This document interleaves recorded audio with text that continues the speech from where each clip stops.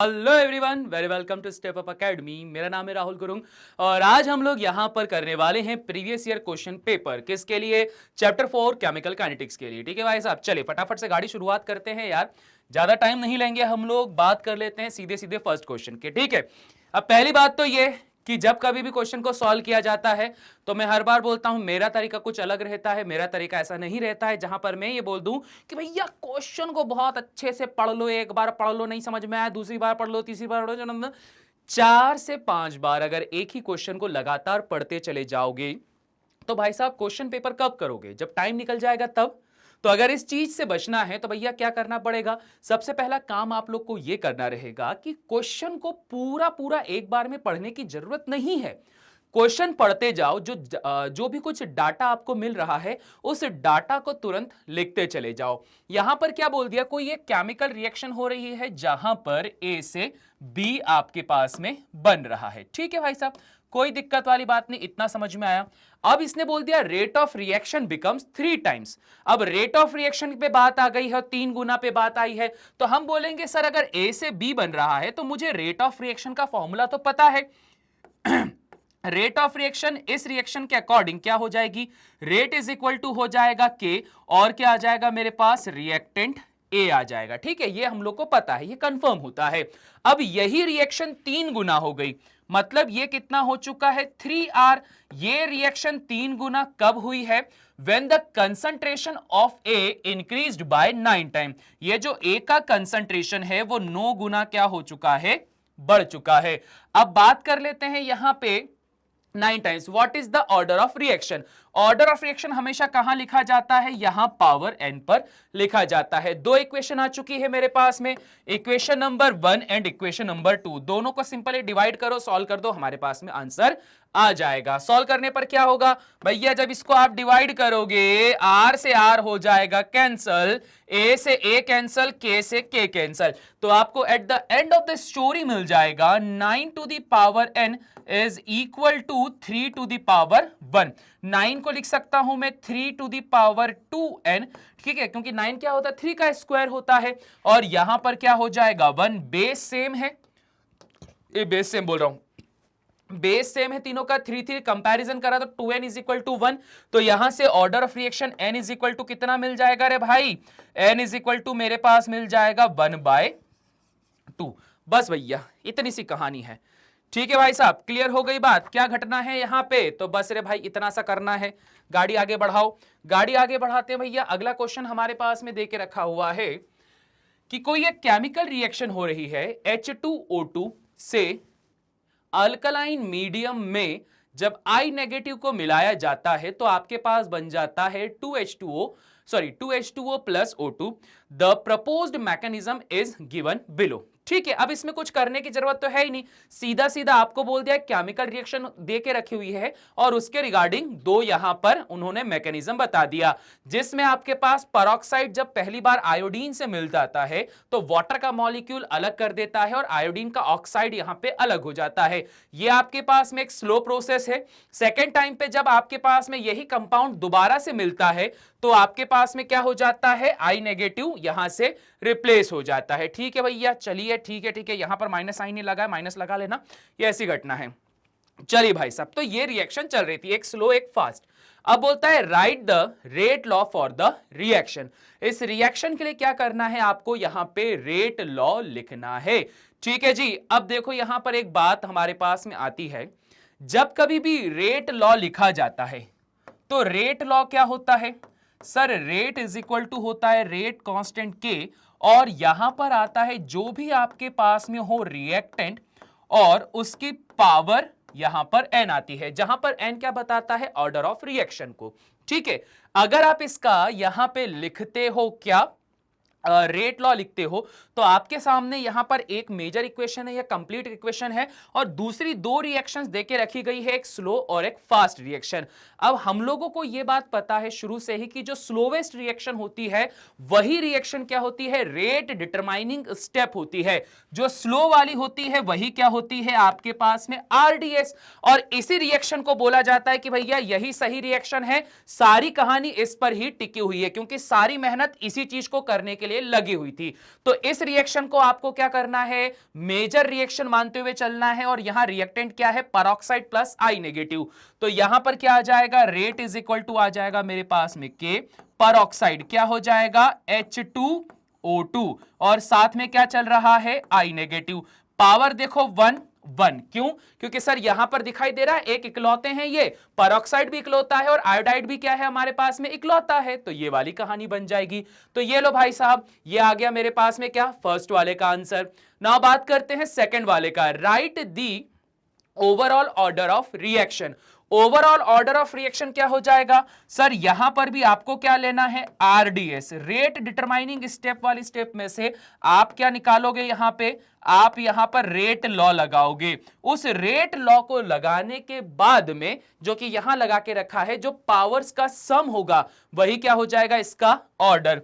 Rate law लगाने के बाद में जो ऑर्डर निकला है, वो ऑर्डर क्या निकला है मेरे पास, 1 + 1 = 2। लो रे भाई, खत्म कहानी। अगला, out of steps 1 and 2 which one is the determining RDS.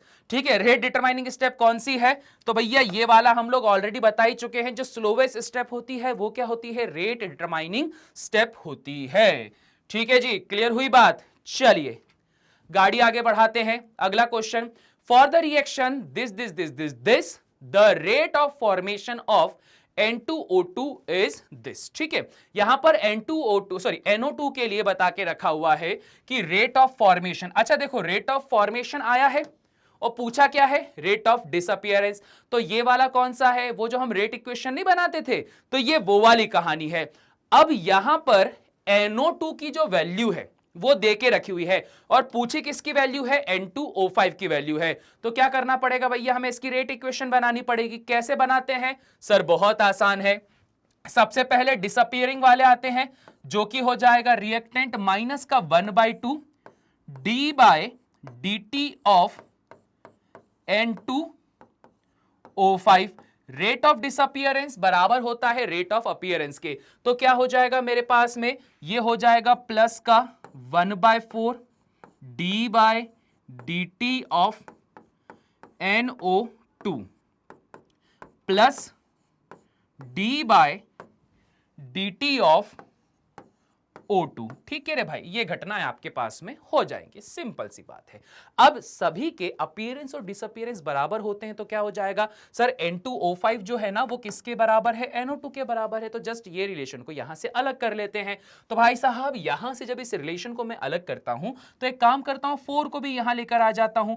तो ये क्या हो जाएगा, 4/2 d/dt ऑफ, अच्छा किसकी वैल्यू दे के रखी, अच्छा मैंने उल्टा लिख दिया हमें वैल्यू किसकी निकालनी है, अच्छा सही तो लिखा है रे, N2O5 की वैल्यू निकालना है रे। ठीक है, N2O5 की वैल्यू निकालनी है मुझे। तो यहां पर क्या करना पड़ जाएगा, इस वैल्यू को यही रहने दो, उसके कंपैरिजन में सबको यहां पर ऐसा लेकर चले जाओ। तो क्या कहानी हो जाएगी भाई साहब आपके पास में, सर कहानी आपके पास में ये हो जाएगी कि ये चल रहा था मेरे पास में माइनस का d/dt N2O5, ये वाला 2 इधर चला गया, क्या हो जाएगा 4/2 d/dt ऑफ NO2, ये वाली घटना हो जाएगी। क्या करेंगे सर, वैल्यू गिवन है हमारे पास में NO2 की, जस्ट वैल्यू को पुट करो, सॉल्व करो, आंसर आ जाएगा। सॉल्व कर दोगे तो भाई साहब क्या आंसर आ रहा है, अच्छा उल्टा लिख दिया मैंने यहां पे, हट जा हट जा हट जा हट जा। यहां पर आ जाएगा मेरे पास में 2/4, ये चल रहा है माइनस का, चाहो तो अंदर मल्टीप्लाई कर देना। सॉल्व करेंगे तो हमारे पास में क्या मिल जाएगा, 1/2 हो जाएगा। तो ये हो जाएगा 1/2 मल्टीप्लाइड बाय 2.8 इंटू 10⁻³ सॉल्व कर दो भैया, कितना आ जाएगा 1.4 आ जाएगा। तो आंसर आ जाएगा 1.4 इंटू 10⁻³ ये आ जाएगा। क्लियर हो गई बात। और क्या हो जाएगा, मोल पर सेकंड, या बोला जाए तो इसका जो मोलारिटी पर सेकंड आ जाएगा। ठीक है भाई साहब, क्लियर हो गई बात। तो चलिए जी इसी बात पे अगले क्वेश्चन पे आते हैं। अगला क्वेश्चन बोलता है the decomposition of ammonia on platinum surface is 0 order reaction. Okay जी, तो हमारे पास में क्या है भैया, अमोनिया दे के रखा हुआ है। तो मैं यहां पर बोल सकता हूं कि जो मेरी रेट एक्सप्रेशन बनेगी या जो रेट इक्वेशन बनेगी वो क्या बन जाएगी सर, यहां पर ये बनेगी कि NH3 की पावर क्या है, 0 है, 0 ऑर्डर रिएक्शन है ना। If rate constant K is this.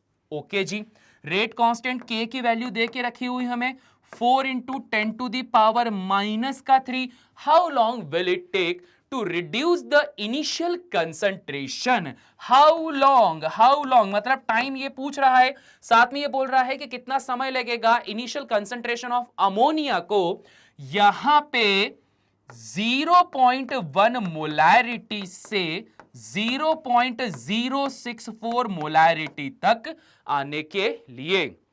ठीक है भैया जी, क्लियर समझ में आ गया क्वेश्चन। आपके पास में अमोनिया गैस है जो कि जीरो ऑर्डर रिएक्शन के तहत प्लेटिनियम के साथ में क्या कर रहा था भैया, रिएक्शन कर रहा था। रेट कांस्टेंट दे दिया है, टाइम पूछा गया है और साथ ही साथ में यहां पर बता दिया है कि सर ये रिएक्टेंट का इनिशियल कंसंट्रेशन है और ये जो रिएक्टेंट का है फाइनल कंसंट्रेशन है। क्या किया जाएगा भाई साहब, बहुत सिंपल सा है, जीरो ऑर्डर रिएक्शन निकाल रहे हो, फॉर्मूला आपके पास में क्या होता है सर, फॉर्मूला आपके पास में यहां पर होता है R0, अरे यार ये एक डॉट का है लग गया बीच में, R0 माइनस हो जाएगा R डिवाइडेड बाय हो जाएगा टाइम T। तो T अगर आप निकालते हो तो R0 की वैल्यू कितनी है 0.1, यहां पर चल रहा है 0.064 डिवाइडेड बाय कितना हो जाएगा, रेट कांस्टेंट K चल रहा है मेरे पास में 4 इंटू 10⁻³ ठीक है भैया जी। पहले से मैंने इसको सॉल्व करके रख लिया है तो डायरेक्ट आंसर बता देता हूं मैं। सर इसका जो आंसर आ रहा है वो आ रहा है कितना, 9 सेकेंड आ रहा है। ठीक है भाई साहब, कितना आंसर आ रहा है इसका, सर इसका आंसर आ रहा है आपके पास में 9 सेकेंड। क्लियर, चलिए पीडीएफ मिल जाएगी आपको टेलीग्राम चैनल पर, टेंशन नहीं लेना। अगला question, a reaction is first order in A and second order in B. एक रिएक्शन है वो फर्स्ट ऑर्डर है ए की और सेकेंड ऑर्डर है किस पे, बी पे। Right the differential rate equation. तो यहां पर डिफरेंशियल रेट इक्वेशन आपको क्या करनी है, बतानी है। चलिए भाई साहब कोई दिक्कत वाली बात नहीं है। अगर पहली लाइन को देखा जाए तो पहली लाइन से आपको क्या पता चल रहा है कि सर अगर मैं यहां पर रेट लॉ लगाता हूं तो rate is equal to rate constant K और ए के लिए क्या है आपके पास में फर्स्ट ऑर्डर और बी के लिए क्या है सेकंड ऑर्डर। तो a टू दी पावर 1 और b टू दी पावर क्या हो जाएगा, 2 हो जाएगा। ये समझ में आ गया। पहला बोलता है write the differential rate equation. ठीक है भैया, लिख तो दी, और क्या चाहिए, रेट क्या हो जाता है dx by dt, change in concentration with respect to time. तो बस रे भाई ये कहानी है। How is the rate affected on increasing the concentration of b 3 times. Okay जी, ओके ओके ओके, ये वाली वैल्यू कितनी है रे भाई, R है। अब यहां पर ये बोल के रखा हुआ है कि एक नया R डैश आया है जिसके अंदर B का कंसंट्रेशन कितना कर दिया है भाई साहब आप लोगों ने, B का कंसंट्रेशन कर दिया है हम लोगों ने 3 टाइम्स। ठीक है भैया, कितना कर दिया है, 3 टाइम्स। तो ये क्या हो जाएगा 3B और इसका क्या हो जाएगा, स्क्वायर हो जाएगा। अब सॉल्व कर सकते हैं, आसान है भाई साहब। क्या हो जाएगा यहां पर 3 का स्क्वायर कितना होता है 9। तो मैं इसको ऐसा लिख सकता हूं 9 into K into A to the power 1 and b to the power 2। Value r की ऑलरेडी हमारे पास में दे के रखी हुई है, k इंटू इतना इतना इतना किसकी वैल्यू होती है, r की। पुराना जो रेट रिएक्शन है यहां पर क्या हो जाएगा r। तो आप क्या बोल सकते हो कि सर अगर कंसंट्रेशन को 3 गुना कर दिया गया b के, तो जो रेट ऑफ रिएक्शन है नई वाली वो पुराने वाले से कितनी टाइम्स बढ़ जाएगी, 9 टाइम्स बढ़ जाएगी। तो बस रे भाई इतनी सी कहानी है। Second question done.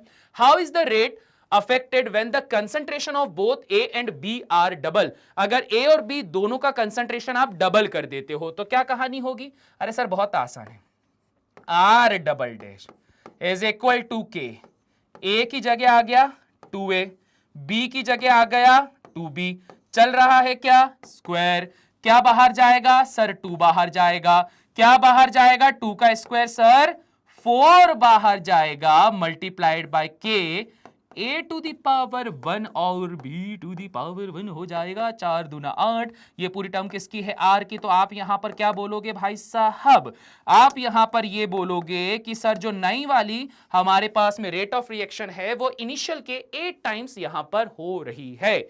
ठीक है जी, क्लियर हुई बात, समझ में आ गया कि किस तरह से क्वेश्चन को सॉल्व करा गया है। तो ये लो भैया हो गया क्वेश्चन सॉल्व, इजी। इस चैप्टर के क्वेश्चन इजी रहते भाई वाकई में। अगला क्वेश्चन बोलता है कि rate constant for the first order decomposition of N2O5 is given by this. Okay जी भैया, ये तो बड़ा खतरनाक सा हमको कुछ लग रहा है। के की वैल्यू देके रखी कितनी, 2.5 इंटू इतना इतना इतना। Okay okay okay. Calculate activation energy for the reaction at rate constant if its half life period be 300 minutes. Okay भाई साहब, ओके, कोई समस्या वाली बात नहीं है, कोई दिक्कत वाली बात नहीं है। सबसे पहले क्या बोल के रखा हुआ है, the rate constant of this, के की वैल्यू हम लोगों को ये देके रखी हुई है। टेंशन नहीं लेना, जो लिखा है वैसा का वैसा ही हम लोग यहां पर इसको सॉल्व कर देंगे। अब देखो भैया, एक्टिवेशन एनर्जी की बात करता है यहां पे ये, तो भाई साहब एक्टिवेशन एनर्जी का फॉर्मूला क्या होगा? सर हमको तो एक ही फॉर्मूला पता है, जो कि हम लोग को किसने बताया था, आर्नियस इक्वेशन ने बताया था। तो आर्नियस इक्वेशन में हम लोगों ने क्या पढ़ा था, लॉग के इज इक्वल टू, यहां पर आता है लॉग ए माइनस का 2.303 अपॉन में क्या आ जाता है रे भैया, कहां गया, लॉग के इज इक्वल टू लॉग ए और जाएगा 2a, कहां में कर दिया 2.303 माइनस का ई ए अपॉन में आर टी। ठीक है, अरे ये वाला क्यों लगा रहे भाई,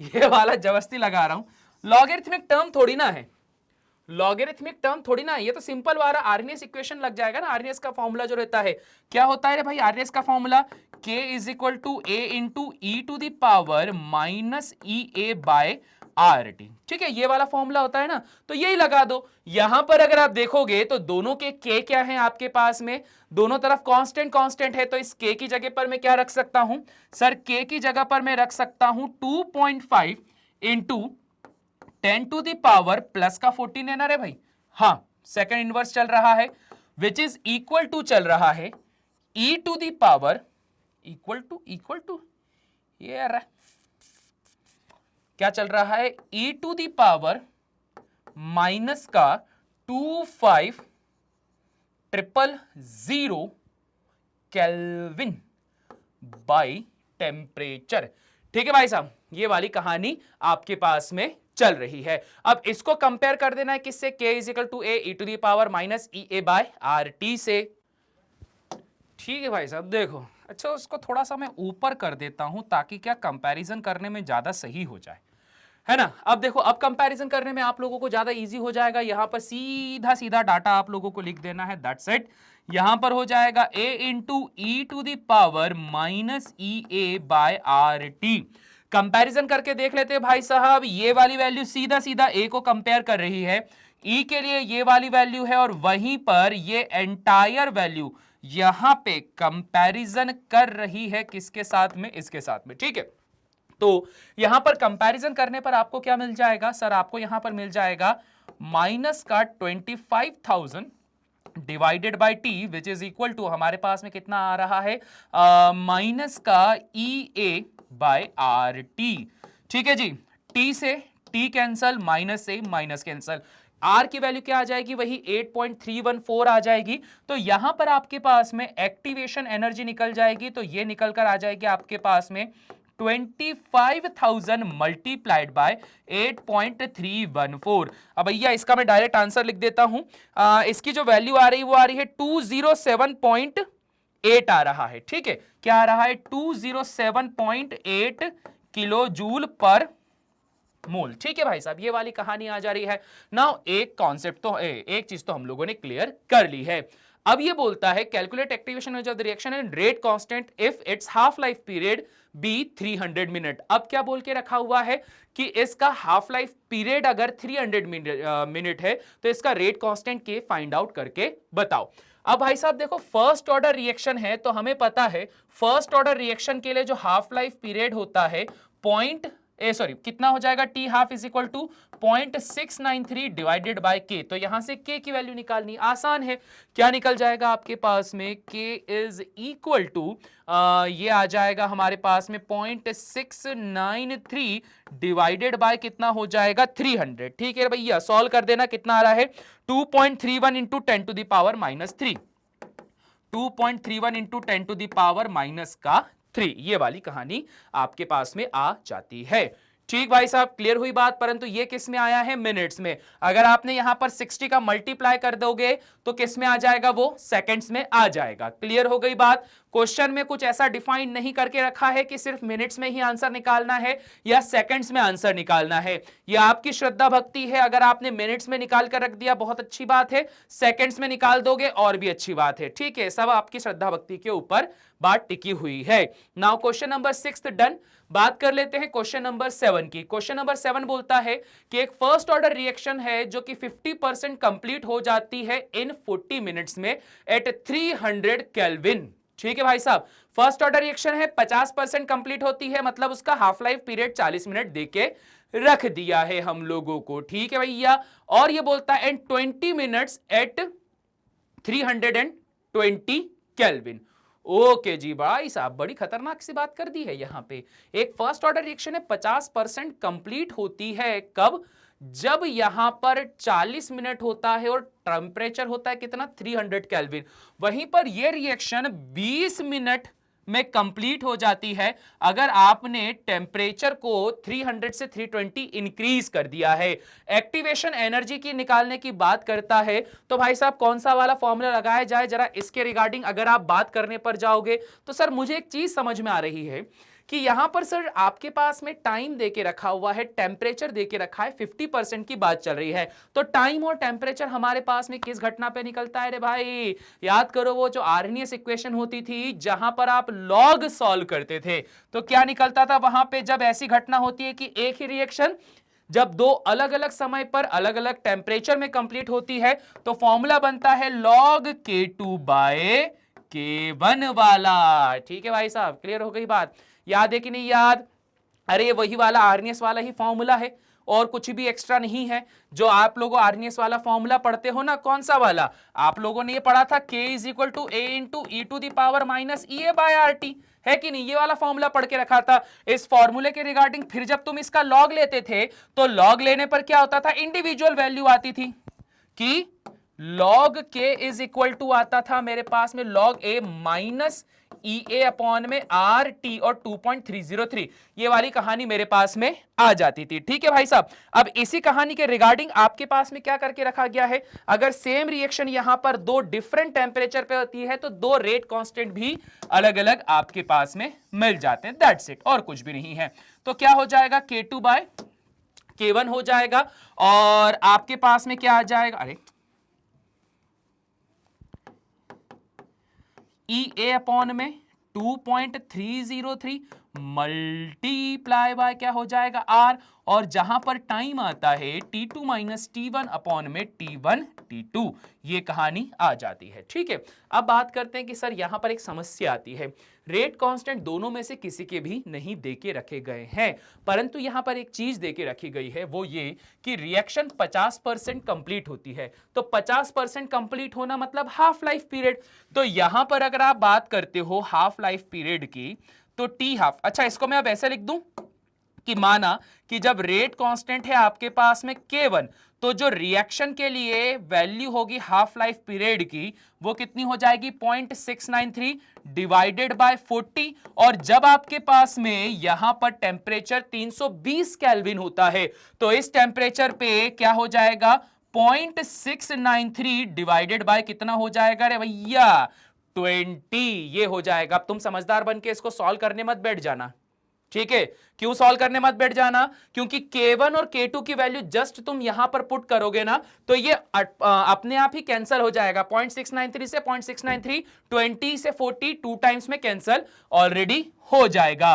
तो आपके पास में क्या मिल जाएगा? लॉग ऑफ K2 की वैल्यू कितनी है रे? 0.693 डिवाइडेड बाय 20 डिवाइडेड बाय कितना आ रहा है मेरे पास में? 0.693 डिवाइडेड बाय आ रहा है मेरे पास में 40। अब देखो कट गया ना ये वाला फॉर्मूला। आपके पास में आपको एक्टिवेशन एनर्जी तो निकालनी है, EA अपॉन में 2.303, R की वैल्यू क्या है? 8.314। टेम्परेचर की बात करोगे तो कितना निकल जाएगा? 320 माइनस 300 अपॉन में 320 इंटू 300। ठीक है, ये वाली वैल्यू आ जाएगी। अब भैया इसको जब सॉल्व करा है ना तो आंसर आ रहा है हमारे पास में 27.613।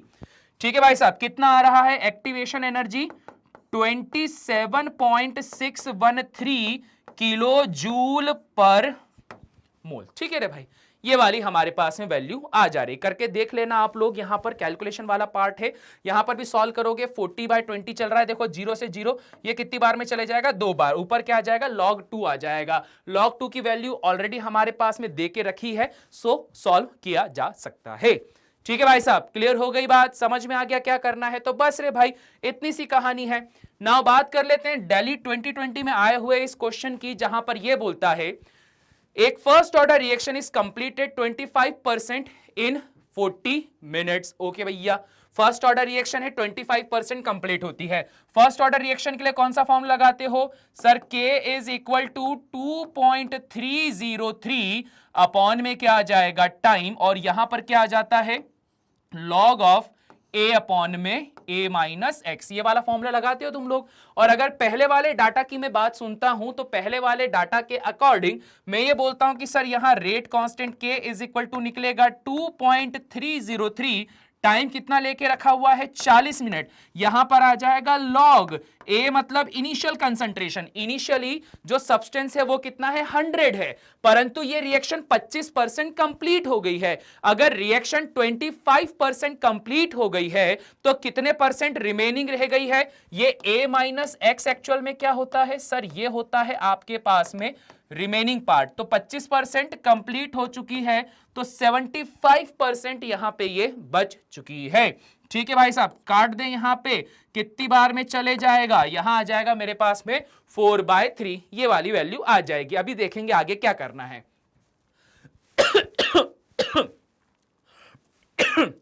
Calculate the value of rate constant, in what time will the reaction be 80% completed. ठीक है भैया, आपको K की वैल्यू भी यहां पर फाइंड आउट करनी है, और साथ ही साथ में यह भी बताना है कि रिएक्शन कितने टाइम पे 80% कंप्लीट हो जाएगी। तो भैया अगर 80% कंप्लीशन की बात करोगे तो वहां पर क्या आ जाएगा, K is equal to 2.303 divided by होगा टाइम जो हमें नहीं पता है, यहां पर आ जाएगा लॉग 100 अपॉन में क्या आ जाएगा 20 आ जाएगा। क्यों, क्योंकि अगर रिएक्शन 80% कंप्लीट हो जाएगी तो कितने परसेंट बची रह जाएगी 20%। तो 20 100 कितनी टाइम चले जाएगा रे भाई, 5 टाइम चला जाएगा। ये log 5 आ गया है, ऊपर आ रहा है मेरे पास में log 4 माइनस log 3। तो log 4 log 3 की वैल्यू यहां पर आप पुट करके देख लेना भैया, आंसर वैसे आ जाएगा। और एक और तरीका है, K और K दोनों के इक्विवेलेंट है, तो यहां से भी आप काट पीट के आंसर निकाल सकते हो। ठीक है भाई साहब, कैलकुलेशन वाला पार्ट तुम पे छोड़ रहा हूं, मैं डायरेक्ट बता रहा हूं आंसर कितना आ रहा है। K की वैल्यू आ रही है 0.007197।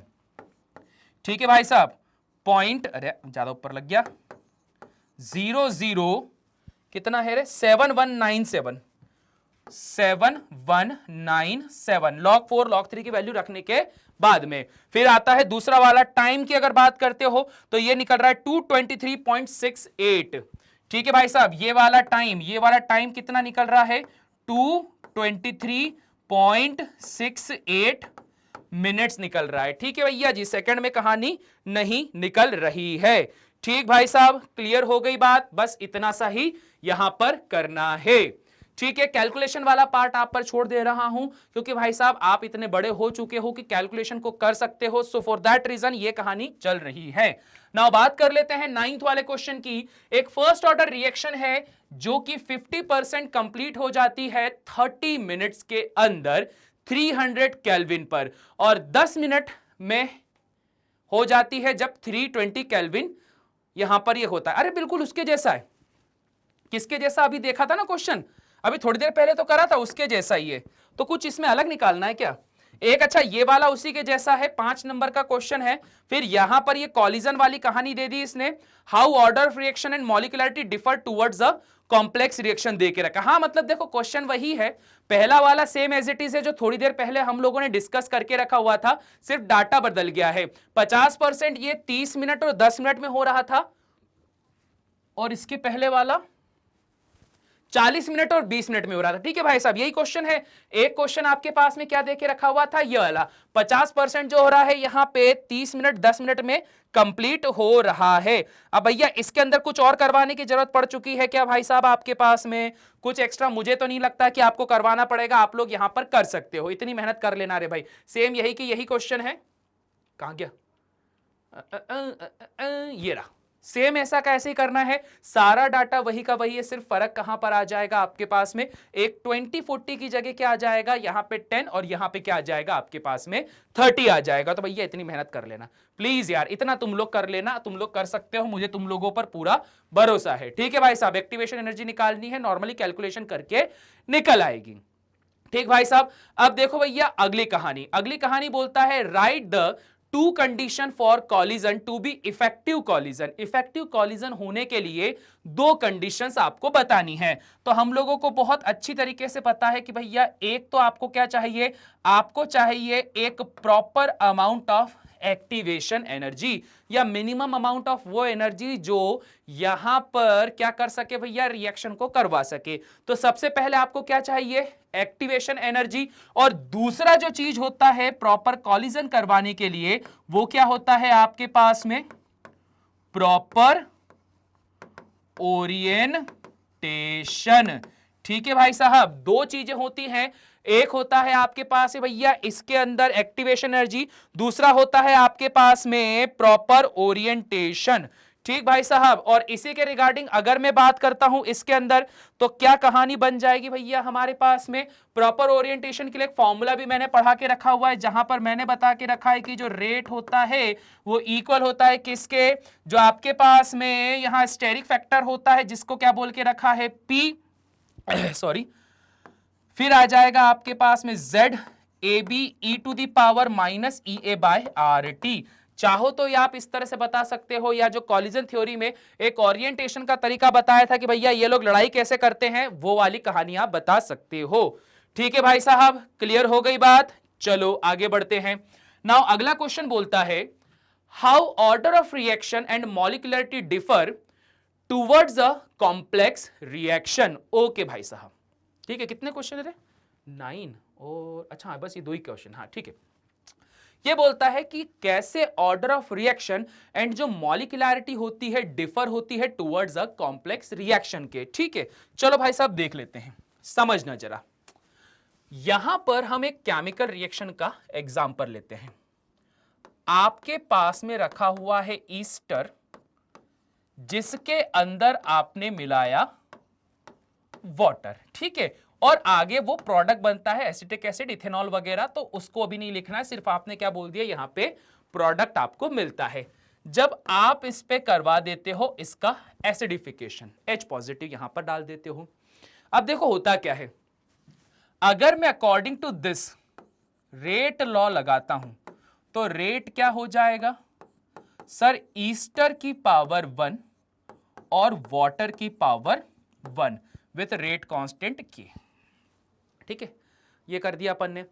अब समझो क्या कहानी जाती है, अब कहानी यहां पर यह जाती है कि सर अगर मैं इसका ऑर्डर लिखूं तो इसका ऑर्डर क्या हो जाएगा सर, इसका ऑर्डर हो जाएगा मेरे पास में 2, है ना। और अगर मैं बात करता हूं यहां पर इन दोनों को देखकर इसकी मॉलिक्यूलरिटी कितनी होगी, तो सर यहां पर मैं बात कर लेता हूं कि यहां पर जो मॉलिक्यूलरिटी होगी वो भी कितनी हो जाएगी हमारे पास में 2 हो जाएगी। ठीक है, परंतु अब एक घटना होती है, वो घटना यहां पर क्या होगी, वो घटना यहां पर यह होती है कि अगर आपने यहां पर ईस्टर और वाटर को जो कंबाइन करके प्रोडक्ट का फॉर्मेशन करा था ना, उसमें से अगर वाटर आपके पास में एक्सेस में आ जाए, ठीक है भाई साहब, वाटर क्या आ जाए आपके पास में, एक्सेस में आ जाए, तो वाटर अगर एक्सेस में आता है तो एक्सेस में आए हुए वाटर के अंदर जो चेंज होता है वो कैसा हो जाता है, 0। और अगर चेंज 0 हो जाता है और इसकी रेट इक्वेशन आपको लिखनी पड़ती है, तो रेट इक्वेशन के रिगार्डिंग आप यहां पर सिर्फ किसको इन्वॉल्व करवा पाते हो सर, आप यहां पे इन्वॉल्व करवा पाते हो ईस्टर को। वाटर का जो यहां पर पावर होगा वो क्या हो जाएगा, 0 हो जाएगा।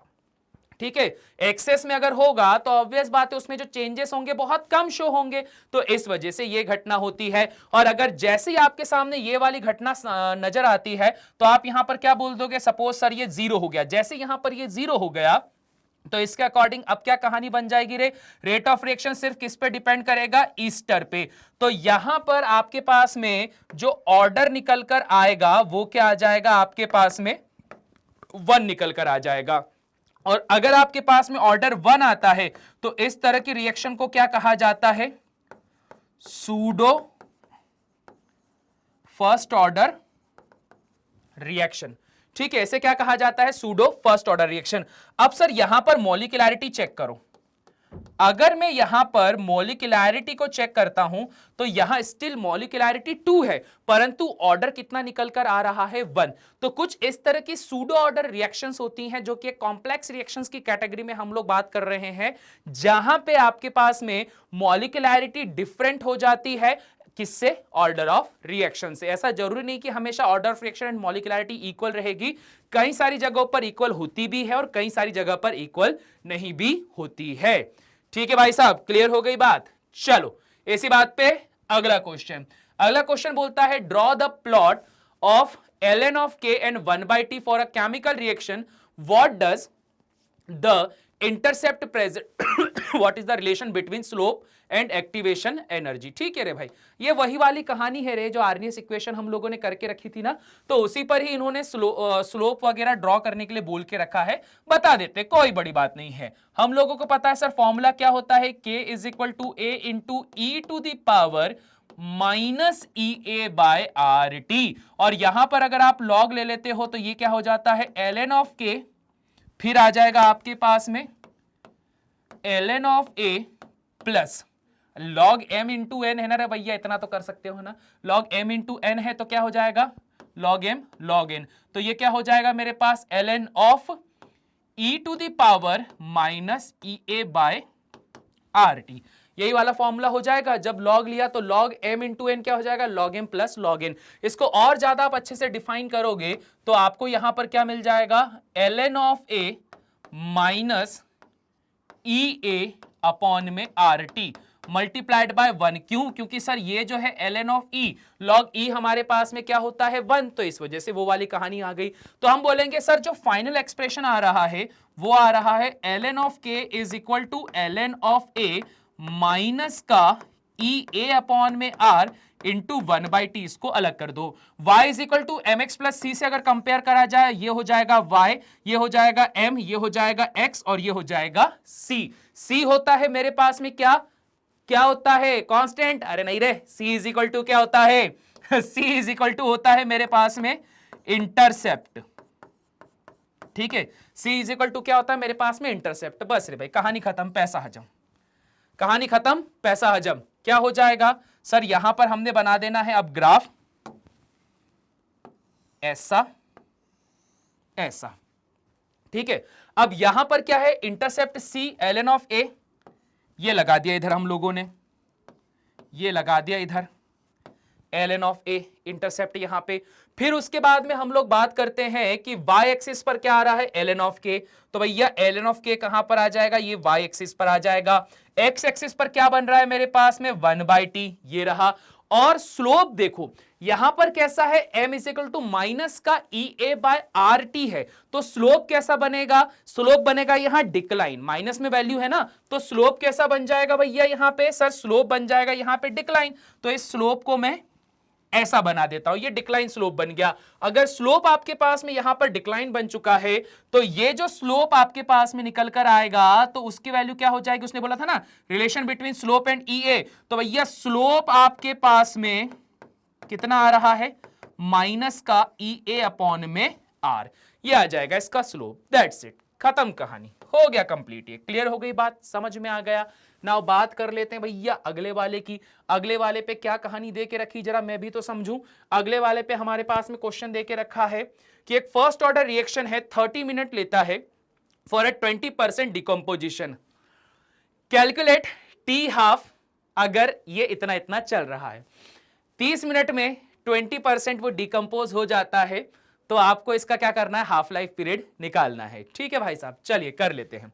क्या बन जाएगा फॉर्मूला आपके पास में, सर हमको पता है K इज इक्वल टू, क्या निकल कर आता है रे आपके पास में, K is equal to 2.303, time कितना चला रहा है ये, 30 मिनट चला रहा है, लॉग ऑफ A अपॉन में A माइनस एक्स, A की वैल्यू कितनी हो जाएगी, A की वैल्यू हो जाएगी 100, फिर क्या बोल के रखा है, फर्स्ट ऑर्डर रिएक्शन 30 मिनट में होती है, और for first order for 20% decomposition, ये 20% क्या हो गया, डिकम्पोज हो गया। अगर 20% डिकम्पोज हो गया तो कितने परसेंट बच गया है, सर ये 80% बच गया है। तो भैया यहां से किसकी वैल्यू आ जाएगी आपके पास में, K की वैल्यू आ जाएगी।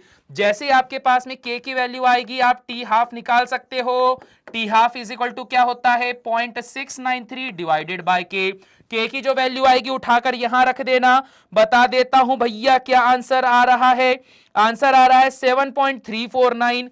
यहां पर जब आप सॉल्व करोगे K की वैल्यू निकालने के लिए 7.349 into 10 to the power minus का 3।